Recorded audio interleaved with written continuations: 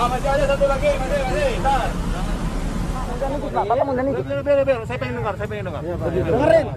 Sehingga karena keadilan orang ngomong baik-baik saja dituntut 6 tahun. Jangan nyolot deh. Itu satu hal. Nah, sekarang naik ke tingkat banding. Kami ingin memberitahu bahwa negeri ini sedang nggak sehat. Betul ada pandemi, tetapi ada virus yang lebih berbahaya, yaitu ketidakadilan. Yang kalau itu dibiarkan, itu jauh lebih berbahaya. Dan itu bisa ngancurin semua, Pak. Bukan cuma rakyat, aparat semua akan rusak. Itu yang berbahaya. Itu jangka panjangnya berat. Karena yang ngancem itu Nabi Muhammad SAW. Allah mengatakan haram tu zulma ala nafsi. Allah yang mengharamkan kezaliman. Nah, kami datang kemari, kami ingin minta, kami ingin mengawal apakah betul keadilan di negeri ini masih ada. Keadilan ini masih ada atau tidak? Kalau lembaga pengadilannya sudah tidak lagi bisa menegakkan keadilan, dia udah ketutup, kamu ngomong nggak paham. Intinya Pak, pertama MRS tidak datang ke pengadilan. Yang kedua, ini lagi masa pandemi. Saya ngasih tahu baik-baik, kalau kamu tetap ngekat silakan. Nanti pasti akan ini yang hadapi masih anggota lalu lintas Pak. Kalau nanti Bapak ngotot, nekat, yang menghadapi anggota yang lebih brimob atau sabaran, nanti lain lagi ceritanya. Polres. Ini saya menghimbau jangan kerumunan, jangan sampai datang. Kalau Bapak nggak percaya, terserah, monggo silakan, buktikan aja. Oke? Saya sudah ngomong baik-baik. Kalau nanti kamu diangkut semuanya, bukan salah saya.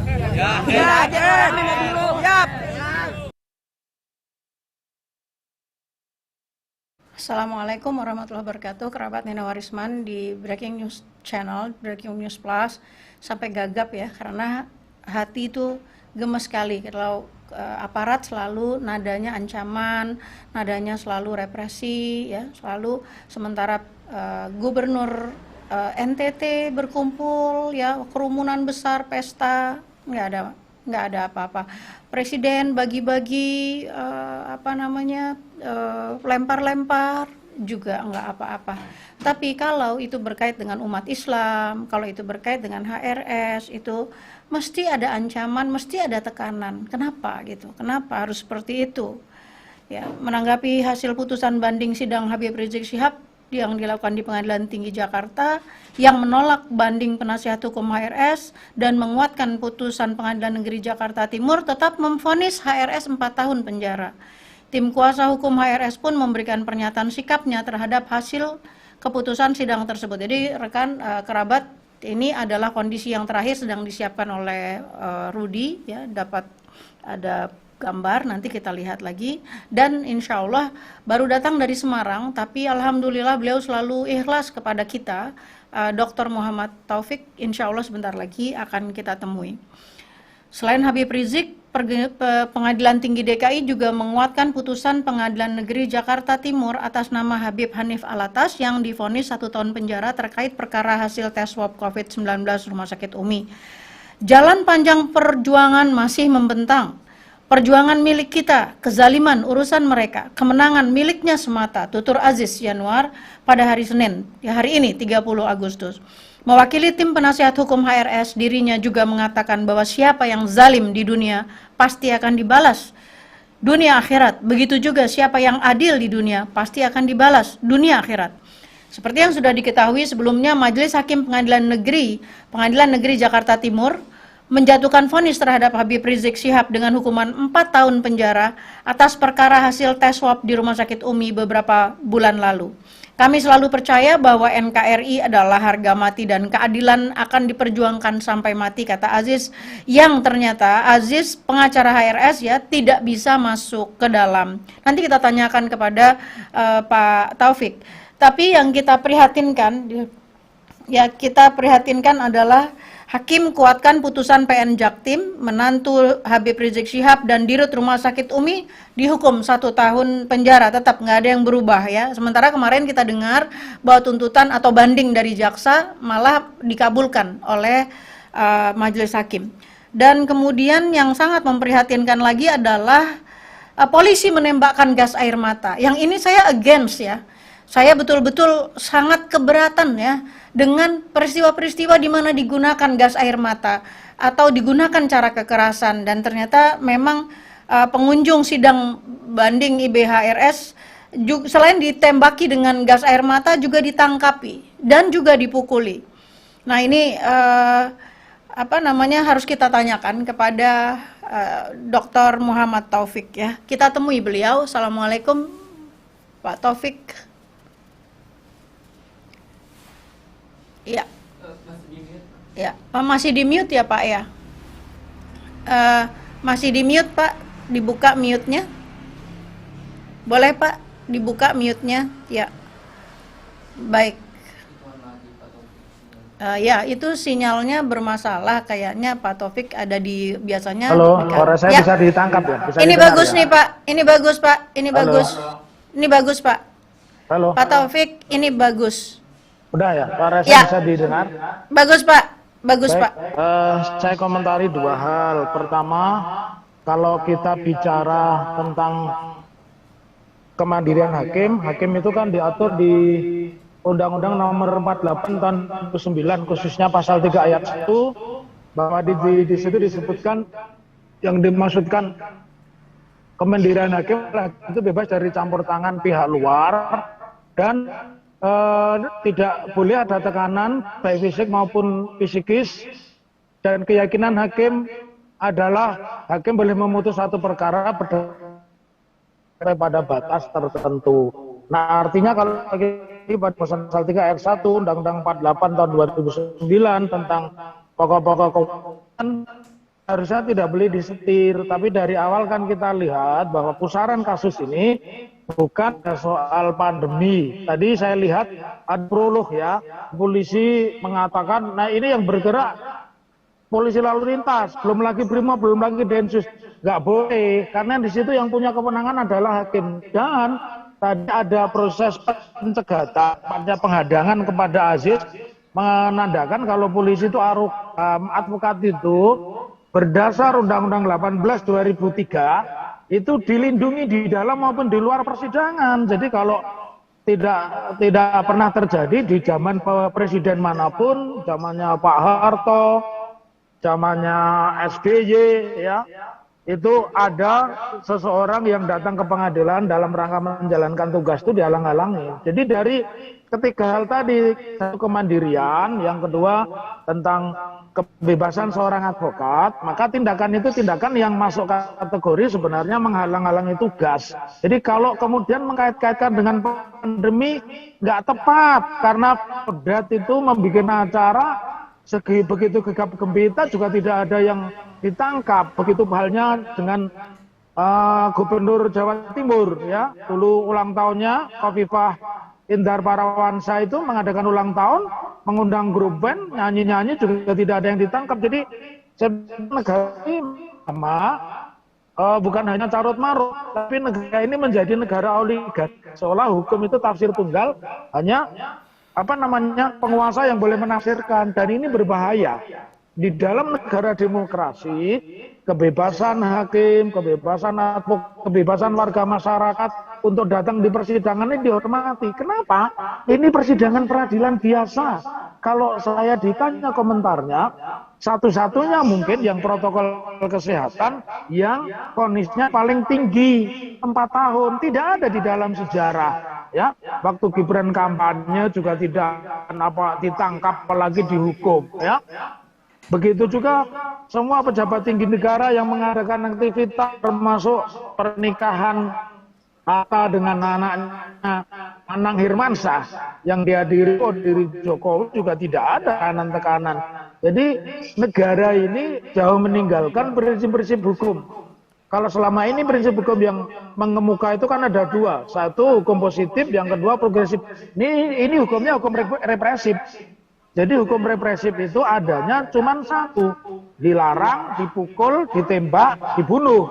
Ya, kalau masih agak jalan ditahan. Ini kalau saya menyebut, saya nggak boleh nanti bilang sama Mbak Neno brengsek ini. Itu hati nurani saya yang bilang brengsek. 25 tahun saya menggeluti yang hukum, nggak ada yang semacam ini.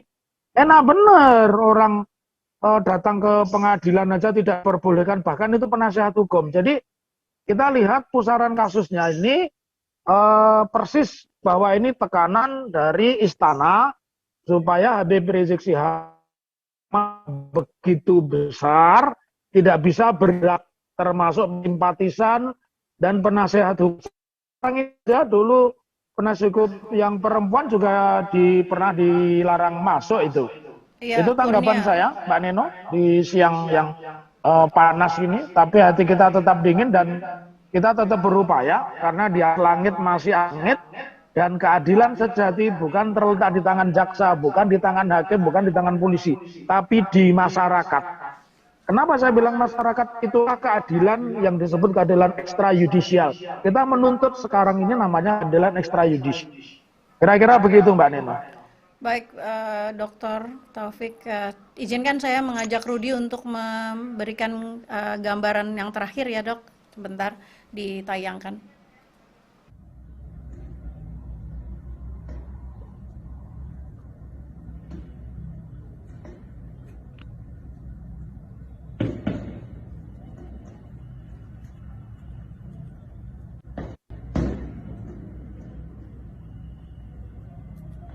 Oh my fucking god.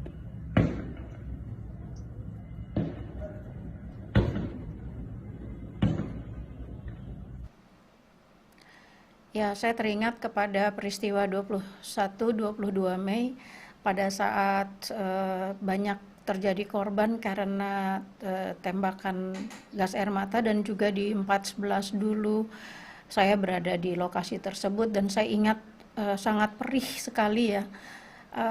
Saya hanya ingin mengatakan kepada kerabat semuanya ya, baru saja kita menayangkan satu video di mana ada satu orang aparat memberikan pertolongan kepada seorang remaja, dan saya katakan seharusnya pemerintah ya, aparat itu memberikan ya bentuk-bentuk ya sikap yang menghormati kemanusiaan. Itulah wujud dari apa yang dikatakan oleh Pak Listio Kapolri, bahwa kemanusiaan dikedepankan. Tapi hari ini itu kembali dicoreng, kembali dilukai.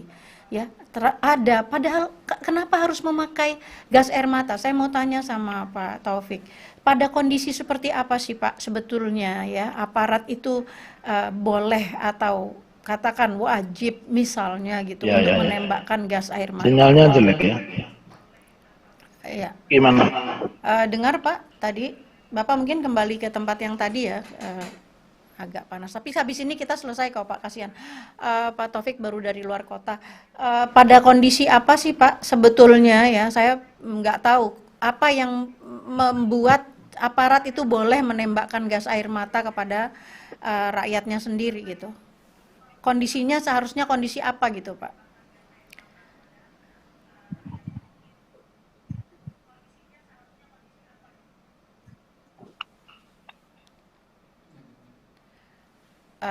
Mungkin Pak Taufik belum mendengar ya, karena baru pulang tadi, bahkan baru minum ya. Itu istrinya pasti memberi atau anaknya. Terima kasih. Pak, dengar nggak Pak? Pertanyaan. Ya Pak. Suaranya jelek ya. Oh, Bapak juga nggak dengar saya ya. Baik. Suara Pak Taufik bagus sih Pak. Suara Pak Taufik bagus. Saya kirim berita ya. Suara Pak Taufik bagus Pak. Suara Pak Taufik bagus. Oke, apa tidak dengar suara saya? Ya, kerabat tadi gambar yang kita saksikan terakhir ya, video itu adalah pukul 13.18 dikirim. Banyak yang masih ada di PN Cempaka Mas ya. Lokasi video di Jalan Letjen Suprapto terkait baik. Sepertinya Pak Taufik hilang ya. Suara saya hilang di sana Mas Rudi. Nggak apa-apa. Jadi kita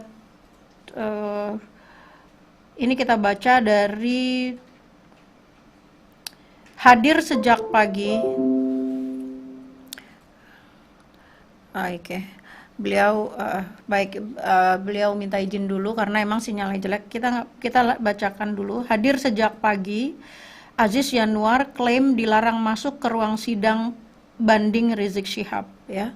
Kita lihat ini Bang Aziz di tablet saya dibuka, boleh Mas Rudi? Ya. Oh, tadi putus ya. Baik. Ya, tadi baru saja kita lihat ya apa ada update dari Bang Aziz ya.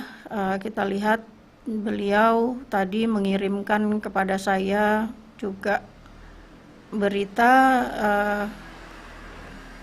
ya, apapun putusannya ya, jika memenangkan kami maka kami bersyukur, berarti keadilan masih ada di negeri ini. Jika putusan sebaliknya maka kami alhamdulillah bersabar.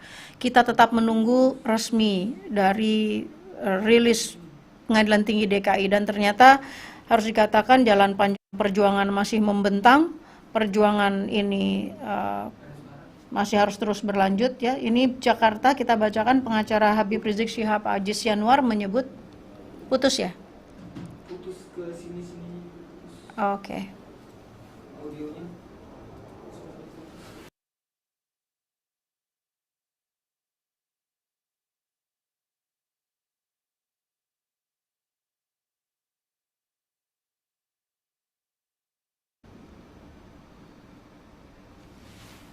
Coba cek. Iya, nyambung lagi? Cek dulu. Audionya doang putus ini. Oh, audionya saja, gambarnya nggak putus. Masuk lagi. Udah masuk lagi? Oke. Oh, Pak Taufik nggak bisa juga karena hal yang sama. Iya, di sini nyambung tapi di Oke, maafkan ya kerabat ya, kita berusaha untuk tidak putus ya. Tapi ini putus lagi ya, Ruth. Coba kamu lihat deh di enggak? soalnya udah aman lagi. Udah aman, tapi mulai baru ya? Enggak. Pak Taufik masuk lagi bisa. Oke, coba saya minta beliau nanti masuk lagi ya. Baik kerabat, kita lihat bahwa tapi ini kalau sudah habis selesai ya, yang tadi selesai ya?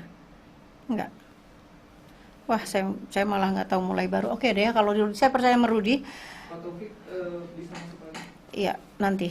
Pengacara Habib Rizik Syihab ya, Aziz Yanuar menyebut alasan tak hadir dalam persidangan banding di kasus hasil swab tes Rumah Sakit Umi dikarenakan tak diperkenankan masuk ke ruang sidang.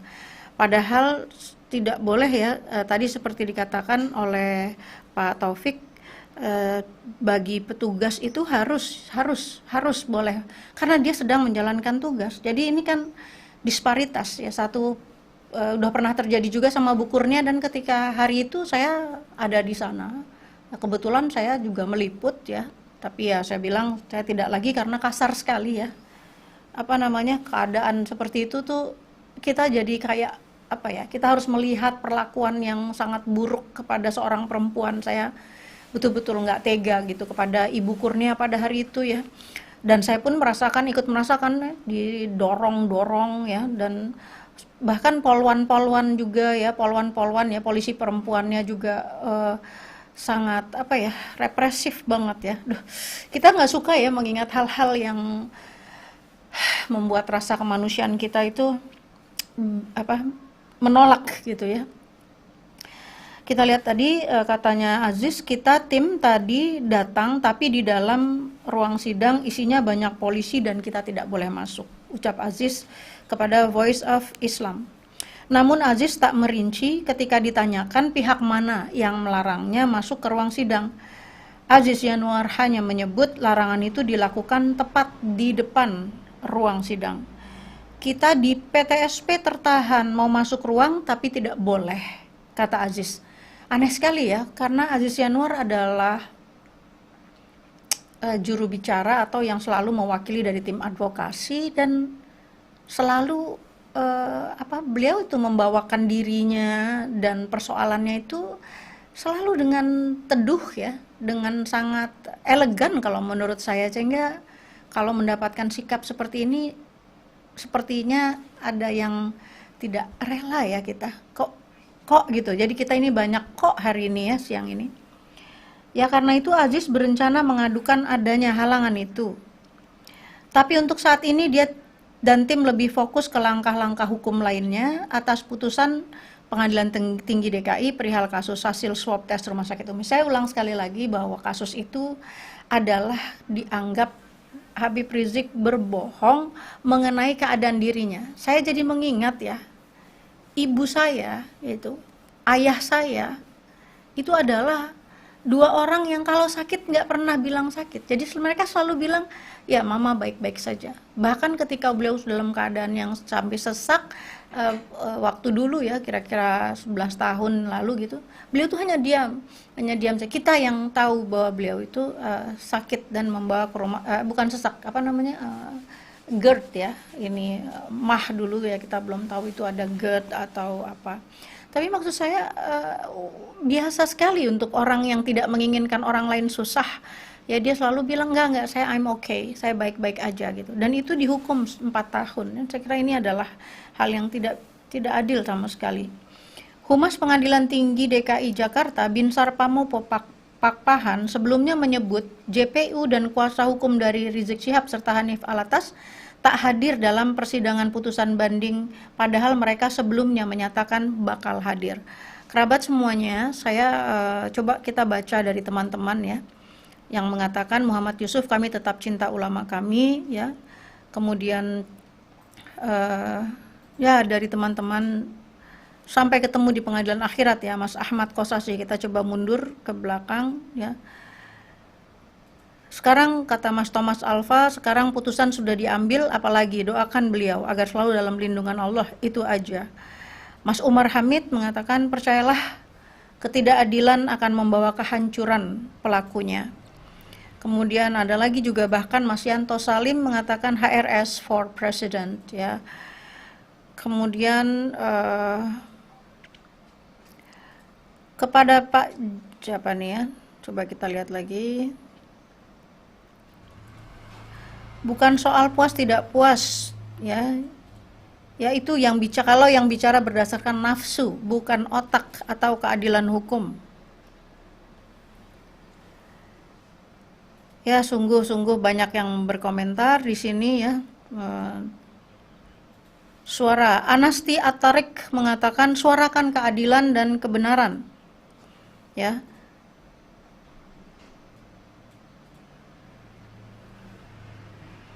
Harnel Very ya, ini sahabat saya Harnel Very, ya juga menyimak ya. Ya terima kasih Mas Bang Harnel ya. Nah kerabat semuanya, Aziz ya tidak hadir ya, kata Binsar ya. Berdasarkan informasi yang diterima, kata Binsar, tim kuasa hukum Rizik akan ikut dalam persidangan, hanya saja hingga waktu yang persidangan akan dimulai, para kuasa hukum terdakwa tidak hadir di ruang sidang. Nah, ini beda informasi ya. Karena Aziz Yanuar mengatakan beliau telah hadir sejak pagi ya. Dan ini katanya bahkan majelis hakim sempat memberi waktu untuk menunggu tim kuasa hukum, hanya saja mereka tetap tidak datang. Jadi mereka tidak bisa masuk. Bagaimana bisa masuk ke ruang sidang? Karena dihadang ya.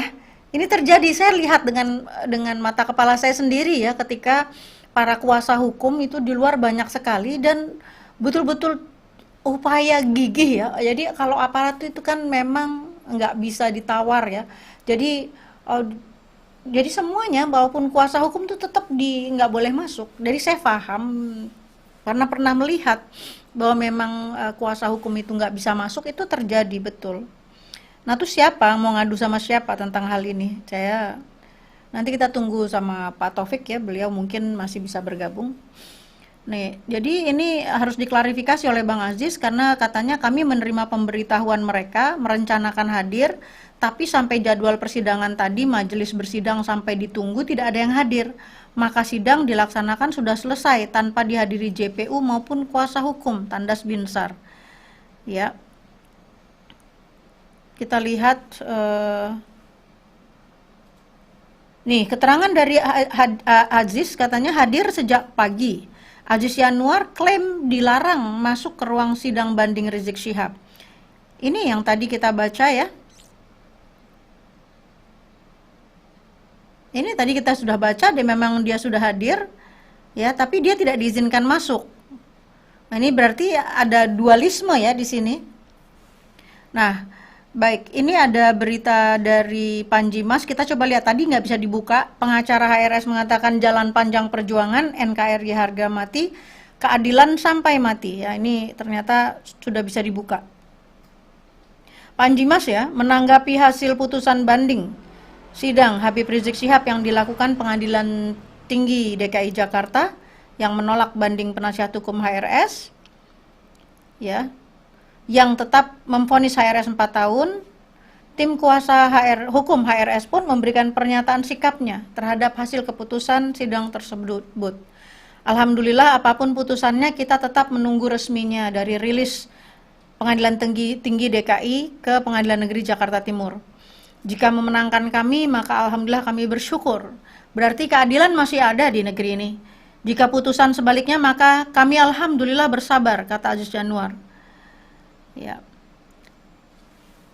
Mewakili tim penasihat hukum HRS, dirinya juga mengatakan bahwa siapa yang zalim di dunia pasti akan dibalas dunia akhirat, begitu juga siapa yang adil di dunia pasti akan dibalas di dunia dan akhirat. Ya, ini beritanya sama dengan yang tadi kita bacakan ya, kerabat semuanya. Hakim kuatkan putusan Pengadilan Negeri Jakarta Timur, menantu Rizik Syihab dan Dirut Rumah Sakit Umi tetap dihukum 1 tahun. Ini ada juga ya yang diputuskan juga, jadi Habib Hanif ya. Kita baca, Majelis Hakim Pengadilan Tinggi DKI Jakarta menguatkan vonis pengadilan tingkat pertama bagi menantu Rizik Habib Hanif Alatas dan Direktur Utama Rumah Sakit Umi Bogor Andi Tatat dengan sanksi pidana penjara selama 1 tahun. Vonis itu terkait dengan kasus hasil swab Rumah Sakit Umi Bogor. Perkara nomor 208, terdakwa Dr. Andi Tatat, penuntut umum menuntut agar terdakwa dijatuhi penjara 2 tahun, kemudian oleh Pengadilan Negeri Jakarta Timur dijatuhkan putusan penjara selama 1 tahun, dan inilah yang dikuatkan oleh Pengadilan Tinggi DKI.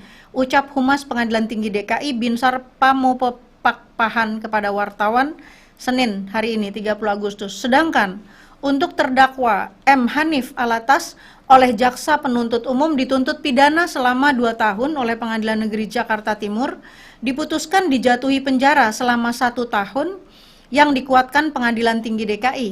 Sambung Binsar. Namun perihal pertimbangan yang memberatkan dan meringankan dari majelis hakim, Binsar belum bisa berkomentar banyak sebab pihaknya belum menerima salinan putusan. Kata dia, pertimbangan itu nantinya akan diunggah ke situs resmi Pengadilan Tinggi DKI dan diberikan ke Pengadilan Negeri Jakarta Timur.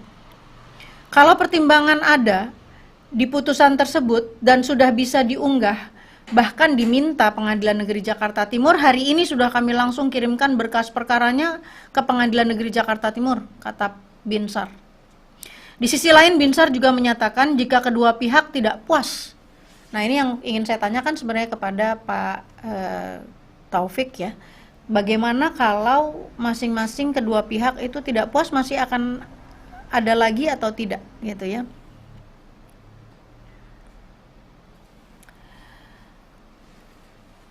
Saya tuh heran ya kalau di channel itu ada orang yang selalu berkata itu, perkataannya itu kok jelek gitu ya. Saya heran. Tetap berdoa, kata lelaki tulen, agar Imam Besar HRS tetap sehat dan kezaliman akan musnah ya. Baik. Salman Faris TV mengatakan sampai jumpa di pengadilan akhirat ya. Kita juga ayo, katanya, Satpol PP oposisi umat masih bertahan. Apa itu ya? Kalau yang kerumunan yang di Grogol kenapa dibiarkan tuh? Mas Hendri Risyawan, benar ya. Kan di Grogol kemarin ada kerumunan, tapi nggak ada tembakan. Tapi ini yang paling sedih adalah ketika harus ada tembakannya. Ini Ratna Nurhayati bilang, let them keep making stupid mistakes leading to their shameful downfall. Ya Mbak Ratna, thank you so much for the comments ya. kebebasan dibungkam, mendingan hidup di zaman perang aja, nggak enak juga ya kalau hidup di zaman perang ya. Mbak Nelly Bogor, ya Allah hancurkanlah semua kezaliman rezim ini dan lindungilah para ulama kami yang berjalan lurus di jalanmu. Semoga Habibana Rizik Syihab diberikan perlindungan sehat walafiat. Ya, Wardah Bawazir juga mengatakan amin. Habib Ja'far Shadiq Alatas sabar Mbak Neno, terus istiqomah membela imam besar ya. Kemudian Supriyati ya, yang nggak suka acara ini jangan gabung. Iya, kenapa mesti gabung ya? Khathem, Indonesia adalah negara hukum, bukan negara agama, maka siapa berbuat salah, nggak jelas ya. Yasin Nurul, berbuatlah sesukamu, tapi ingat ketika kau akan mati juga. Ya. Kata Sutia hari ini, Jokowi kok nggak diancam, diangkut, bikin kerumunan, kenapa nggak sama perilakunya ya? Kemudian sekeras apapun suaramu ya, tetap ya Habib Rizik katanya bersalah ya. Ini dendam ya, senang sekali ya.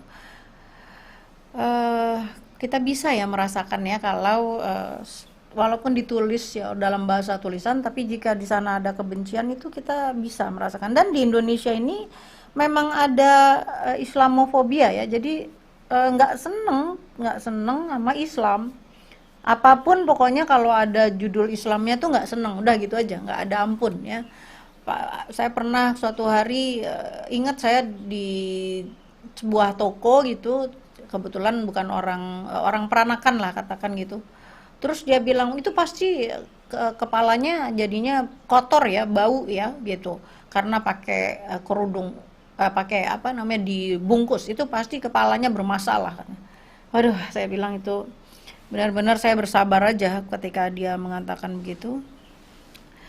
Nah, kita lanjutkan katanya nih, kalau keberatan dengan putusan ini tentu akan mengadukan upaya hukum kasasi ke MA. Tandas Binsar ya. Sebelumnya, Majelis Hakim Pengadilan Tinggi DKI juga menguatkan vonis tingkat pertama untuk terdakwa Rizik Syihab dalam kasus hasil swab Rumah Sakit Ummi Bogor, sehingga Rizik tetap disanksi pidana 4 tahun penjara. Iya, Majelis Hakim menguatkan vonis ya. Saya lihat ya eksaminasi ada yang bagus ya yang dibacakan di sana.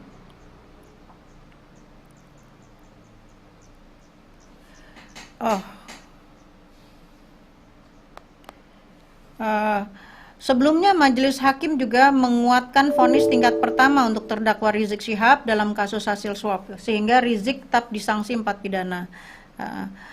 Ya, Majelis Hakim menguatkan vonis terhadap Habib Rizik Syihab, ucap pengacara Rizik Ihwan Tuan Kota. Dalam putusan tingkat pertama, Rizik Syihab divonis bersalah dalam kasus swab, kita udah tahu, pelanggarannya kita juga udah tahu. Tapi ada yang menarik yang ditulis oleh calon profesor ya, Abdul Khair ya, mengirim kepada saya. Itu eksaminasi HRS Center terhadap putusan perkara HRS menyingkap tabir kebenaran ya. Ini beliau memiliki dalil-dalil ya, judex fakti dalam pertimbangannya ya, berkeyakinan bahwa terdakwa Habib Rizik Syihab telah menyiarkan ini. Dijelaskan nanti kalau pengen tahu masuk aja ke channel atau pantau di media-media yang ya, seperti misalnya Fakta Kini, itu ada ya keterangan dari calon profesor doktor ya, Abdul Khair Ramadan. Nah, kerabat semuanya, kata kandas ya, kita bincangkan sedikit kata kandas ya. Sepertinya kata itu sangat negatif, tapi apa boleh buat ya, apa boleh buat itu digunakan ya. Bahasanya banding kandas, Habib Rizik tetap divonis 4 tahun ya. Ya, ini perjuangan tidak pernah kandas ya. Jadi saya kira ini sama, kecuali baik kita baca aja dari Detik ya. Perkara nomor 210 ya, juga dikuatkan atas nama terdakwa Muhammad Rizik bin Hussein Syihab ya kan. bla bla bla bla ya. Selain Habib Rizik, Pengadilan Tinggi DKI menguatkan vonis menantu Habib Rizik Hanif Alatas dan Dirut Rumah Sakit Andi Tatat yang tetap divonis 1 tahun penjara. Ya. Binsar mengatakan seperti tadi, ya, dia mengatakan pengacara tidak datang, sementara Aziz Yanuar mengatakan datang dari pagi. Intinya adalah kalau kedua pihak, dalam hal ini tentu saja pihak Habib Rizik Syihab ya, keberatan dengan putusan itu akan ada upaya untuk mengadukan hukum kasasi ke Mahkamah Agung ya. Sebagaimana kita ketahui, jadi tidak mudah ya untuk memperjuangkan bahkan 1 butir saja atau 1 kasus saja. Dan sampai pada siang hari ini saya belum mendapat belum mendapat ya berita yang sangat akhir, yang mutakhir, kecuali tadi ya kita melihat suasana yang nggak enak karena ada penembakan. Saya mohon kepada Kapolri ya, siapalah saya, tapi barangkali nanti ada angin yang menyampaikannya ya, ada niat baik yang kemudian bisa menyampaikan niat baik ini. Siapapun saja mungkin nanti datang ke Kapolri atau Pak Kapolri melihat sendiri bahwa ini sebenarnya nggak pantas untuk diberikan sanksi atau terapi ya, apapun alasannya, kenapa nggak berjuta-juta juga banyaknya, kenapa harus selalu begitu gitu kepada umat Islam, kepada umatnya Habib Rizik Syihab, kenapa harus dengan tembakan gas air mata, kenapa gitu. Saya sangat menyayangkan pihak aparat kembali mengeluarkan sikap yang sangat represif, dan saya kira itu tidak bermanfaat sama sekali karena sekarang pemerintah baru saja ingin membuat amandemen ya,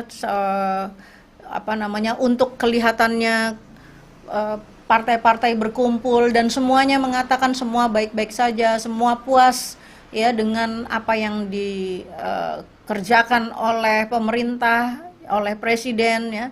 Tetapi hal-hal yang seperti ini tidak bisa dianggap kecil ya. Bahwa Habib Rizik Syihab hanya karena dia menutupi keadaan dirinya dan mengatakan saya tidak sakit, harus mendapatkan vonis hukuman sampai 4 tahun. Dan sementara orang yang mengeruk ya, merampok harta negara itu dihukum hanya 3,5 tahun, dan uangnya juga masih bisa masih dimiliki. Jadi ini adalah ketidakadilan yang harus tetap kita bersikap, tetap harus kita lawan. Kerabat saya, kita tidak bisa menunggu lagi dokter, kecuali ini ada perkembangan sedikit ya, saya kirim kepada Rudi perkembangan yang terakhir ya. Ini videonya nanti kita tayangkan. Rudi silakan, saya bicara sebentar dan biar Rudi tayangkan. Ini yang terakhir dikirimkan oleh Azura nih ya. Jadi update yang terkini ya, pukul 14.21, jadi baru 5 menit yang lalu. 5 menit yang lalu ini keadaannya kita pantau seperti ini. Terima kasih Azura ya, masih terus mengupdate, karena pasti kerabat semuanya tetap ingin tahu keadaan di sana seperti apa. Dan seperti tadi video yang terakhir, mereka kehilangan Habib Muhammad ya, jadi menantu dari Habib Rizik Syihab. Mudah-mudahan segera bertemu ya, dan tidak ada terjadi apapun. Mudah-mudahan aparat berhenti untuk berlaku anarkis ya, karena pesan sekali lagi dari Kapolri tidak begitu ya, selalu memperlakukan dengan kemanusiaan. Jadi kita menagih janji. Pak Taufik menanyakan udah bubar belum ya, kita katakan masuk lagi saja ya, masuk lagi jika berkenan. Baik, karena kita mau nanyakan itu sebenarnya pada kondisi apa sih. Oke, kita tayangin aja dulu Om Rudi yang tadi keadaan terakhir.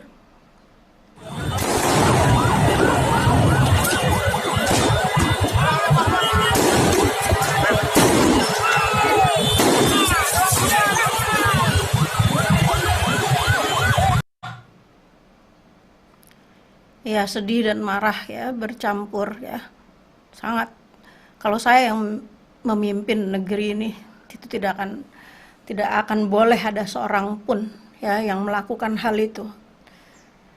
Saya yakin juga orang-orang yang punya kapasitas dan punya integritas banyak di negeri ini yang lebih punya perasaan manusiawi.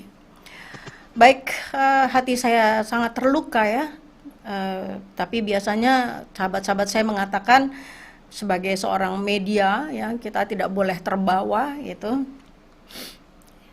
Tapi kita coba kita tanya kepada Pak Dr. Muhammad Taufik yang sudah berada di kantor beliau. Kita kembali tersambung Pak Taufik. Alhamdulillah Pak Taufik, terima kasih masih ada berkenan. Baik. Makasih Pak Taufik ya sudah ada di kantor. Santai aja Pak, saya juga santai nih. Saya baru akan ke Kampung Bayam. Ya. Santai, saya setelah ini akan mau bertemu dengan masyarakat Kampung Bayam yang masih belum mendapatkan ya kepastian, bahkan mereka minta izin ya. Ini masyarakat Kampung Bayam adalah masyarakat yang tergusur dari rumah mereka di pembangunan Jakarta International Stadium di Sunter. Ya, ketika itu saya mendampingi mereka sebagai seorang relawan ya selama kurang lebih 2 tahun, menjembatani dengan tentu biaya masing sendiri ya para relawan. Kita melibatkan para dokter, beberapa universitas untuk membuat masyarakat Kampung Bayam bisa hidup berdampingan dengan pembangunan besar-besaran dari Jakarta International Stadium terbesar se-Asia Tenggara, dan kita mendapatkan janji dari Gubernur DKI bahwa mereka akan mendapatkan rumah deret ya, dan mereka tidak akan tergusur. Tapi ternyata mereka kembali tergusur. Mereka kemudian membawa barang-barang mereka dan menarik bambu-bambu dari sungai, dari beberapa tempat untuk membuat hunian sementara di Jalan Tongkol di atas lahan, dan saya akan berkunjung ke sana bersama Forum Tanah Air dan juga beberapa kawan. Baik, Rudi, apa yang terjadi? Pak Taufik sudah, ya baik Pak Taufik, alhamdulillah. Sedikit lagi barangkali Pak, ya. Apa sebetulnya ya? Tadi ada videonya yang terakhir dan saya sedih, saya sedih ya. Tapi kan orang bilang begitu, kalau sebagai orang media kita nggak boleh terlalu terbawa emosi ya. Padahal geram sekali gitu melihat kenapa mesti ditembaki dengan gas air mata. Tapi saya pernah ada di situ dan saya tahu betul ya bahwa itu sangat pedih, sangat sakit. Saya mungkin ini yang saya tanyakan adalah Pak, pada kondisi apa sih sebetulnya aparat itu boleh menembakkan gas air mata gitu? Ya, itu pada saat mereka itu terancam. Yang pertama saya ingin luruskan dulu ya. Undang-undang pokok-pokok kekuasaan kehakiman itu memberikan kemandirian kepada hakim ya. Karena itu pengertiannya mandiri itu, dan itu diatur di dalam KUHP. Oleh karena itu masuk di dalam ruangan persidangan itu nggak boleh ada polisi bawa senjata. Itu undang-undangnya belum dicabut. Nah, maka muncul sebuah pertanyaan di dalam benak saya, kenapa orang mau datang ke ruang sidang ditakut-takuti, baru mau masuk, belum sampai halaman pengadilan, di luar halaman kan? Kalau tadi lihat videonya Mbak Neno Warisman itu kan di luar halaman pengadilan. Maka menjadi sebuah pertanyaan, sebenarnya siapa yang tidak menghormati hukum ya? Pertama, persidangan itu sifatnya terbuka ya. Kemudian yang kedua, pembacaan putusan itu boleh dilihat semua orang ya. Oleh karena itu, kalau kemudian ada ancaman-ancaman sampai dikeluarkan letusan senjata api, itu sudah teror. Terorisme itu apa? Saya deskripsi dulu. Saya akan menulis buku tentang terorisme. Terorisme demokrasi dan kemudian terorisme oleh negara. Yang ini terorisme negara. Kenapa? Karena negara dengan kekuasaannya menakut-takuti masyarakat secara luas. Sekarang ini sudah negara yang menteror masyarakat. Buktinya masyarakat demo nggak berani. Bahkan nulis mural pun ya membuat grafiti pun orang sudah dicoret-coret, ada ancaman mau dipanggil polisi dan sebagainya. Maka menjadi satu pertanyaan, kenapa di dalam waktu singkat 6 tahun saja semua tergerus? Hukum kita ini menjadi mundur melebihi zaman penjajahan. Penjajahan saja tidak seperti ini. Ini kan parah, orang mau nulis saja tidak diperbolehkan. Kalau kita lihat di Arsip Nasional, nanti mari sama-sama kita lihat Arsip Nasional, itu grafiti mural yang seperti kita lihat sekarang ini ada gitu loh. Dan itu Belanda menganggapnya biasa, Jepang juga menganggapnya biasa sebagai orang terjajah. Nah, ini kita sudah merdeka 76 tahun, mau datang di ruang sidang, penasihat hukum atau advokat itu dilindungi undang-undang, warga masyarakat juga diperbolehkan. Masa pakai ancaman? Penggunaan senjata itu hanya terjadi kalau polisi di dalam posisi terancam. Kalau kita lihat sekarang dari pagi itu kan sudah dikondisikan kawat berduri, yang kendaraan rantis, kemudian pasukan hitam-hitam yang pakai night trail itu. Jadi ini lebih banyak sifatnya adalah terorisme oleh negara. Terorisme itu apa? Menakut-nakuti secara terbuka, membuat masyarakat banyak takut. Itu teroris. Jadi jangan diartikan kalau terorisnya adalah kelompok kecil. Negara pun bisa menjadi teroris, ya. Misalkan Israel itu state of terrorism, ya, negara teroris. Kalau ini terorisme by negara, karena negara meneror orang, kalimatnya jelas tadi. Jadi bagus tadi kualitas audionya sehingga bisa menangkap ini pasukan lalu lintas. Bapak kalau masih tidak mau baik-baik, nanti kita kerahkan pasukan BRIMO, pasukan ini. Nggak perlu, karena satu, undang-undang kepolisian itu tugasnya polisi adalah pengaman masyarakat. Ya, jadi bukan penakut masyarakat. Kalau masyarakat mau berbuat anarki, sudah ada hukum yang memberikan ruang kepada polisi untuk menindak. Nah ini masa datang ke pengadilan menyampaikan aspirasi, masa itu ditolak? Makin menguatkan kepada kita bahwa rezim ini tidak lagi bisa disebut sebagai pemerintah, tapi penguasa. Kalau karena itu penguasa memang yang cocok adalah oligarki. Kalau pemerintah itu kuncinya satu, menghormati hukum. Ketika menghormati hukum, dia berarti menghormati hukum kepada dirinya juga, menghormati hukum kepada warga negaranya juga, dan menghormati hukum kepada semua institusi negara. Begitu Mbak Neno. Jelas, tegas, dan itu catur dalam undang-undang kepolisian, ya. Undang-undang 22 tahun 2002, tugas polisi seperti itu, menjaga ketertiban, menjaga keamanan masyarakat, dan melindungi masyarakat. Jadi jangan jelas pernah tugasnya ada, itu. Jadi jangan pernah ada satu kelompok masyarakat yang menerima atau yang menganggap bahwa tindakan membubarkan dengan gas air mata itu adalah tindakan yang benar. Nggak boleh itu ada orang yang memiliki persepsi tidak seperti boleh itu. ada. Baik Pak, ini ada. Saya memberikan satu contoh ya, misalnya SBY itu masih ada videonya, masih ada fotonya. Di demo pakai kebo ditulisi SBY. Tapi SBY tidak mengambil tindakan represif. Bahkan tidak ada satupun orang-orang yang waktu itu kebanyakan adalah orang pro-demokrasi, ya. Itu orang-orang PRD. Nggak ada yang ditangkapi pada saat peristiwa itu. Nah ini orang menjalankan fungsinya, masih lebih bagus loh orang datang ke pengadilan. Ya. Bayangkan kalau orang datangnya demonya ke penjara seperti pendukung Ahok. Dulu ketika Ahok dinyatakan vonis job, ya, oleh Ketua Majelis Hakim Dwi Arso, ya, yang sekarang salah satu calon hakim agung, masyarakat berbondong-bondong sampai sore. Undang-undangnya sama, Undang-Undang 998 tentang penyampaian pendapat di muka umum. Nggak ada tindakan apa-apa. Ini sekarang dalihnya karena COVID. Nggak ada alasan COVID bisa menghapus hak seseorang. Itu sesuatu yang mengada-ada. Karena COVID itu protokol kesehatan. Menurut Undang-Undang 12 2011 tentang urut-urutan perundang-undangan, peraturan Menteri Dalam Negeri itu hanya internal berlaku bagi Menteri Dalam Negeri, tidak untuk masyarakat. Masyarakat itu bisa diberlakukan itu satu, undang-undang atau perpu, peraturan pemerintah pengganti undang-undang. Ya, jadi nggak bisa pakai protokol kesehatan kemudian dihubung-hubungkan KUHP untuk nangkep orang, nggak ada. Ya. Jadi masyarakat mesti cerdas, jangan putus asa. Saya meyakini hari ini yang ditangkap pun akan dilepaskan, karena nggak ada alasan untuk nahan.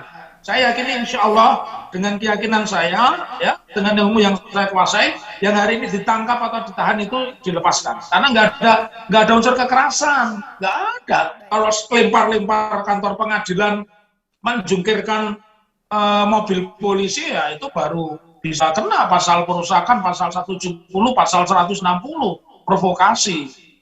Demikian sahabatku Mbak Neno Warisman yang hari ini mengikuti Neno Warisman channel. Ya. Terima kasih banyak Pak Dr. Taufik. Kita sudahi ini pertemuan ini, walaupun singkat tadi sudah sempat, tapi perjuangannya untuk bisa mencapai kantor luar biasa. Mudah-mudahan Allah balas berlimpah ganda. Dan sebagai akhir di 14.34 tadi ada Pak Irfan Billy Imatuhu. Dia mengatakan hukum tidak ada di negeri ini. Ini pengalaman pribadi saya sendiri, bahkan sebagai penasehat Kapolri saja tetap tidak ada hukum yang berkeadilan. Semua rekayasa berdasar permintaan kaum berduit. Ya, ini menjadi keprihatinan kita. Kita akan menunggu bagaimana, pastinya tim kuasa hukum atau tim advokasi ini akan mencari jalan, dan satu-satunya mungkin ke MA, ya, akan ke Mahkamah Agung, dan kita harus tetap yakin bahwa Allah Subhanahu wa Ta'ala tidak tinggal diam terhadap apapun kezaliman di muka bumi. Pasti Allah Subhanahu wa Ta'ala bersama orang-orang yang melawan kezaliman atau tidak berpihak kepada kezaliman, dan pasti ada balasan bagi setiap diri. Atas kebaikan berbalas kebaikan, atas keburukan pasti berbalas juga keburukan. Di situ saja kita terus meyakini, dan mudah-mudahan Pak Taufik sehat walafiat. Pak, sampai ketemu di pertemuan yang berikutnya. Ya, kerabat semuanya terus bekerja untuk kebaikan, karena Allah dan Rasulnya serta orang mukmin melihat hasil pekerjaanmu, dan kelak akan ditampakkan dari sisinya yang gaib tentang apa-apa yang engkau kerjakan itu.